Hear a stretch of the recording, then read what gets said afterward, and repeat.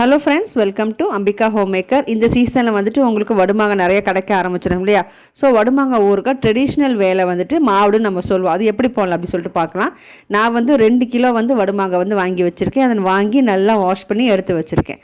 முதல்ல இது வந்து பேசிக்காக ஊற தான் வைக்க போகிறோம். அதனால் வந்து இந்த மாங்காய் ஃபுல்லாக வந்து ரொம்புற மாதிரி ஒரு பாத்திரத்தை நீங்கள் எடுத்துக்காங்க. நான் வந்து இந்த அலம்பிட்டு எல்லாத்தையும் இப்போ தம்பாளத்தில் மாற்றிக்கிட்டேன். இப்போ வந்து எதில் ஊற வைக்க போகிறேனோ அதில் வந்து கல் உப்பு மஞ்சப்பொடி இதுதான் வந்து ஃபஸ்ட்டு நம்ம ஊற வைக்க போகிறோம். ஸோ அதனால் வந்து கொஞ்சமாக இது ஒரு ரேண்டம் கணக்கு தான். அதனால் கல் உப்பு கொஞ்சம் மஞ்சப்பொடி கொஞ்சமாக போட்டுட்டு கையில் வந்து நல்லெண்ணெய் இருக்கு இல்லையா, நல்லெண்ணெயை தடவிட்டு அதில் மாங்காயிலலாம் படுற மாதிரி எடுத்து நாம் முதல்ல இந்த பேஸில் வந்து நம்ம ஃபஸ்ட்டு போட்டுட்டு அதை கொஞ்சமாக ஒரு குவான்டிட்டி எடுத்து நீங்கள் போடுங்க. அதாவது இந்த பிரியாணியில் வந்து கீழே மசாலா, அதுக்கப்புறம் மேலே சாதம், அதுக்கப்புறம் அதுக்கு மேலே மசாலான்னு போடுவோம் இல்லையா, அதே மாதிரி தான். ஸோ அந்த மாதிரி கொஞ்சம் மாவு எடுத்து போட்டுட்டு மறுபடியும் வந்து கல் உப்பு மஞ்சள் பொடியும் அந்த மாதிரி அப்படியே கொஞ்சமாக ஸ்ப்ரெட் பண்ணி விட்டுடலாம். ஸோ அதே மாதிரி கையில் வந்து தேங்காய் நல்லெண்ணெயை தடவிட்டு அதே மாதிரி மாங்காயில் படுற மாதிரி எடுத்துகிட்டு மறுபடியும் அதை அப்படியே ஃபுல் பண்ண வேண்டியதான். இதே மாதிரி ஆல்டர்னேட்டிவாக போட்டு நம்ம ஃபுல் பண்ணி வச்சிடலாம். நல்லெண்ணெய் எதுக்கு அப்படின்னா ஒரு வாசனைக்கும் ப்ளஸ் அதுக்கு மஞ்சள் பொடி உப்பையும் நல்லா உறிஞ்சிரும் அது. ஸோ அதுக்காக தான் அதை போடுறது. இப்போ எல்லாத்தையும் நம்ம கவரப் பண்ணிவிட்டு அதுக்கு மேலேயும் வந்து கல் உப்பும் கொஞ்சம் மஞ்சள் பொடியும் போட்டு 2 நாள் வரைக்கும் எடுக்க வேண்டாம். அதை அப்படியே மூடி ஒரு உரமாக வச்சுருங்க. எந்த பாத்திரம் வேணாலும் இருக்கட்டும், ஜாடி இருந்தாலும் சரி, இந்த மாதிரி அலுமினியம் பாத்திரம் எதுவாக இருந்தாலும் சரி, நம்ம இந்த மாதிரி போட்டு மூடி வச்சுருவோம். தனியாக ஒரு 2 நாள் டிஸ்டர்ப் பண்ண வேண்டாம்.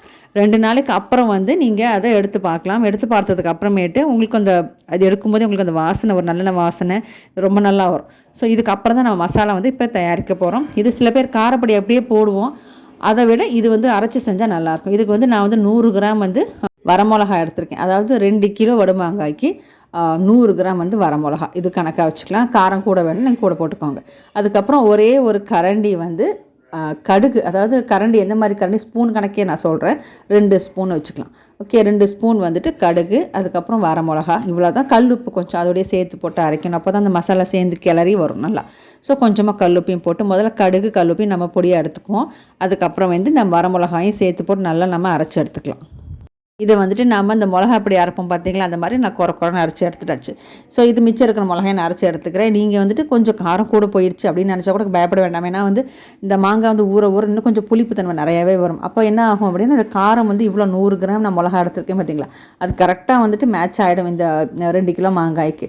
ஸோ அதனால் அவ்வளோதான். நான் எல்லாத்தையும் நான் அரைச்சி இந்த மாங்காய் அந்த ஊற வச்சேன் பார்த்தீங்களா, எல்லாத்தையும் போட்டு கொஞ்சமாக அந்த தண்ணியில் மிக்சிலையும் கொஞ்சமாக தண்ணி ஊற்றி கலக்கின போட்டாச்சு. தண்ணி வந்து நிறையா விடக்கூடாது. இதுவே வந்து தண்ணி விட உப்பு போட்டிருக்கோமா நம்ம, ஸோ அதெல்லாம் சேர்ந்து இந்த காரப்பொடியெல்லாம் சேர்ந்து இதுவே வந்து தண்ணி கொஞ்சம் உங்களுக்கு நிறையாவே வரும். உங்களுக்கு இன்னும் கொஞ்சம் தண்ணி வேணும் அப்படின்னா அப்பப்போ நீங்கள் பார்த்து இந்த மாங்காயில் தண்ணி விட்டுக்கிட்டிங்கன்னா போதும். இவ்வளோ தான். நல்லா கிளறி விட்டுடுங்க. கிளறி விட்டுட்டு அதுக்கப்புறம் வந்து கொஞ்சமாக தண்ணி விட்டு மூடி வச்சுருங்க. ஒரு வாரம் அப்படியே இருக்கட்டும். அதுக்கப்புறம் ஜாடியிலையோ எதுலேயோ நீங்கள் மாற்றி வச்சுக்கிட்டிங்கன்னா ஊற நல்லாயிருக்கும். இவ்வளோ தான். மாங்காய் ரொம்ப ஈஸியான ஒரு வழி தான். ட்ரை பண்ணி பாருங்கள். இது வந்து முன்னே போட்டது தீந்து போனதுனால புதுசு இப்போ போட்டேன் நான் இப்போதைக்கு கிண்டுறதுக்கோசரம் அலுமினியத்தில் வச்சுருக்கேன். அடுத்தது மாற்றி எடுத்து வச்சுருவேன் நான். ஸோ அவ்வளோதான். என் வீடியோ உங்களுக்கு யூஸ்ஃபுல்லாக இருக்கும்னு நினைக்கிறேன். யூஸ்ஃபுல்லாக இருந்தால் மற்றவங்களுக்கு ஷேர் பண்ணுங்கள். பிடிச்சிருந்தா please like and subscribe. Thank you.